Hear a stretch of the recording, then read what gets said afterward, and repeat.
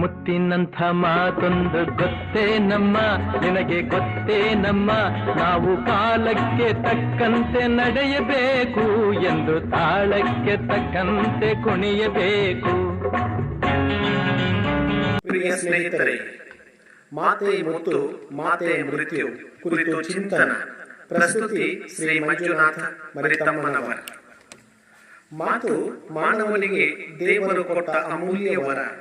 ಮಾತು ಮನಸ್ಸಿನೊಳಗಿನ ಭಾವನೆಗಳಿಗೆ ರೂಪ ಕೊಡುವ ಶಿಲ್ಪಿ. ನಿಶ್ಶಬ್ದಕ್ಕೆ ಜೀವಂತಿಕೆಯ ಉಸಿರು ತುಂಬುವುದು ಮಾತು.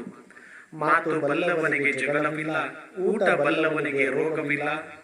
ಮಾತು ಬಲ್ಲವ ಮಾಣಿಕ್ಯ ತಂದ, ಮಾತರಿಯದವ ಜಗಳ ತಂದ ಎಂಬ ನಾಣ್ಣುಡಿಗಳು ಮಾತಿನ ಮಹತ್ವವನ್ನು ಬಿಂಬಿಸುತ್ತವೆ. ಧಾರವಾಡದಲ್ಲಿ ಪದವಿ ಓದುವಾಗ ನಮ್ಮ ಗುರುಗಳು ಮತ್ತು ಪ್ರಾಚಾರ್ಯರು ಆಗಿದ್ದ ಡಾಕ್ಟರ್ ಎಂ.ಬಿ. ದಿಲ್ಶಾದ್ ರವರು ಮಾತು ಹೆಂಗಿರಬೇಕು ಅಂತ ಬಹಳ ಸೊಗಸಾಗಿ ಹೇಳ್ತಿದ್ರು. ಮಾತು ಹೆಂಗಿರಬೇಕು?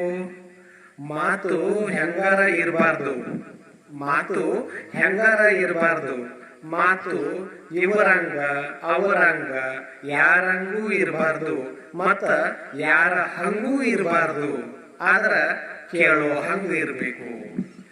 ಮಾತು ಮುತ್ತಾಗಿರ್ಬೇಕು, ಮಾತು ಮುತ್ತಾಗಿರ್ಬೇಕು, ತಾಯಿ ಕೊಡು ತುತ್ತಿನಂಗಿರ್ಬೇಕು. ಮಾತು ಮುತ್ತಾಗಿರ್ಬೇಕು, ತಾಯಿ ಕೊಡು ತುತ್ತಿನಂಗಿರ್ಬೇಕು. ಮಾತಿನ್ಯಾಗ ಮಾತಿರ್ಬೇಕು, ಮಾತಿನ್ಯಾಗ ಆತ ಇರಬೇಕು. ಮಾತಿನ್ಯಾಗ ಮಾತು ಇರಬೇಕು, ಮಾತಿನ್ಯಾಗ ಆತ ಇರಬೇಕು.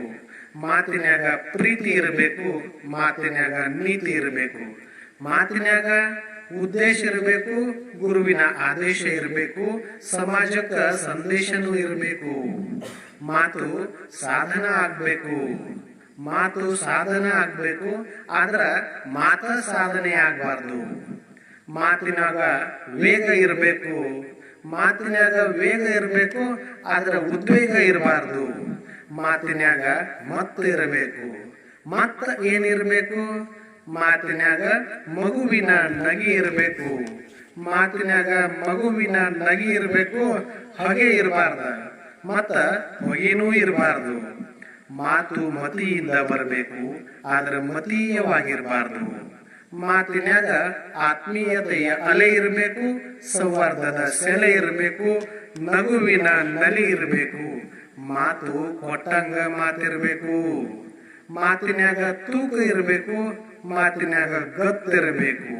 ಮಾತಿನ್ಯಾಗ ತೂಕ ಇರಬೇಕು, ಮಾತಿನ್ಯಾಗ ಗತ್ತಿರಬೇಕು, ಇಲ್ಲಂದ್ರ ಸುಮ್ಮನ ಕುಂತಿರ್ಬೇಕು.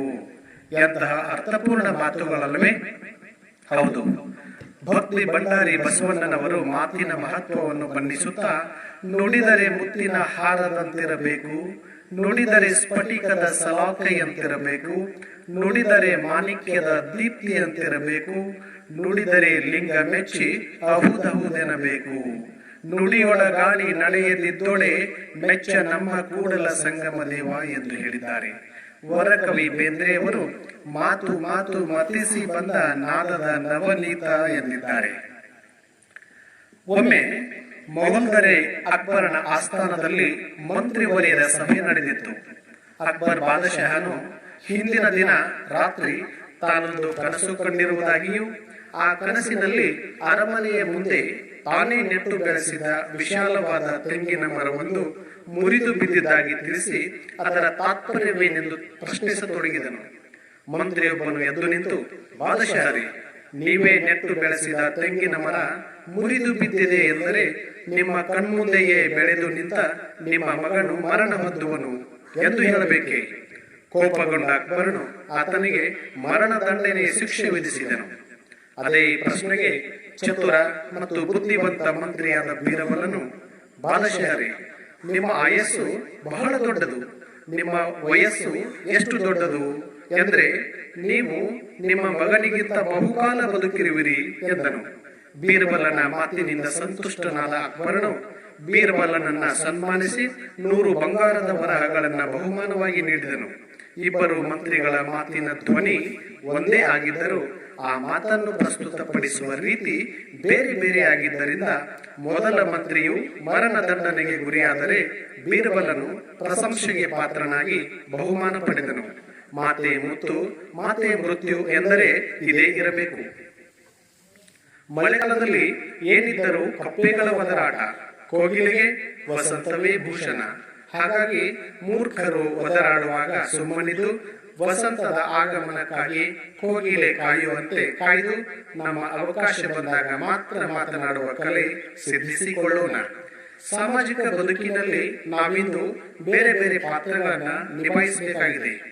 ಸ್ನೇಹಿತರೆ, ನಾವಿಂದು ಒಬ್ಬನೇ ವ್ಯಕ್ತಿ ತಂದೆಗೆ ಮಗನಾಗಿ, ಆತನ ಮಗನಿಗೆ ತಂದೆಯಾಗಿ, ಸ್ನೇಹಿತನಿಗೆ ಸ್ನೇಹಿತನಾಗಿ, ಗುರುಗಳಿಗೆ ಶಿಷ್ಯನಾಗಿ, ತನ್ನ ಶಿಷ್ಯಂದರಿಗೆ ಗುರುವಾಗಿ, ಹೀಗೆ ಬೇರೆ ಬೇರೆ ಪಾತ್ರಗಳಿಗೆ ಜೀವ ತುಂಬಬೇಕಿದೆ. ತಂದೆಯ ಜೊತೆಗೆ ಮಾತನಾಡಿದ ಹಾಗೆ ಸ್ನೇಹಿತನ ಜೊತೆಗೆ ಮಾತನಾಡಲಾಗುವುದಿಲ್ಲ. ಸ್ನೇಹಿತನ ಜೊತೆಗೆ ಮಾತನಾಡಿದ ಹಾಗೆ ಹೆಂಡತಿಯ ಜೊತೆಗೆ ಮಾತನಾಡಲಾಗುವುದಿಲ್ಲ. ಹೆಂಡತಿಯ ಜೊತೆಗೆ ಮಾತನಾಡಿದ ಹಾಗೆ ಮಕ್ಕಳ ಜೊತೆಗೆ ಮಾತನಾಡಲಾಗದು. ಹಾಗೆಯೇ ವೃತ್ತಿ ಬದುಕಿನಲ್ಲಿ ಅಧೀನ ಸಿಬ್ಬಂದಿಗಳ ಜೊತೆ ಮಾತನಾಡಿದ ಹಾಗೆ ಮೇಲಾಧಿಕಾರಿಗಳೊಂದಿಗೆ ಮಾತನಾಡಲಾಗುವುದಿಲ್ಲ. ಅಧೀನ ಸಿಬ್ಬಂದಿಗಳೊಡನೆ ಆದೇಶಯುತವಾಗಿ, ಮೇಲಾಧಿಕಾರಿಗಳಿಗೆ ವಿಧೇಯರಾಗಿ, ಗುರು ಹಿರಿಯರಿಗೆ ಗೌರವಯುತವಾಗಿ ಮಾತನಾಡುವುದನ್ನ ಕರಗತ ಮಾಡಿಕೊಳ್ಳೋಣ. ಬದುಕಿನ ಪ್ರತಿಯೊಂದು ಪಾತ್ರಗಳಿಗೆ ತಕ್ಕಂತೆ ಮಾತನಾಡುವ ಮಾತುಗಾರಿಕೆಯನ್ನು ಅರಿತುಕೊಂಡು ವಿವಿಧ ಪಾತ್ರಗಳಿಗೆ ಜೀವ ತುಂಬುವ ಕಲೆಗಾರಿಕೆಯನ್ನ ರೂಢಿಸಿಕೊಳ್ಳೋಣ. ಧನ್ಯವಾದಗಳು.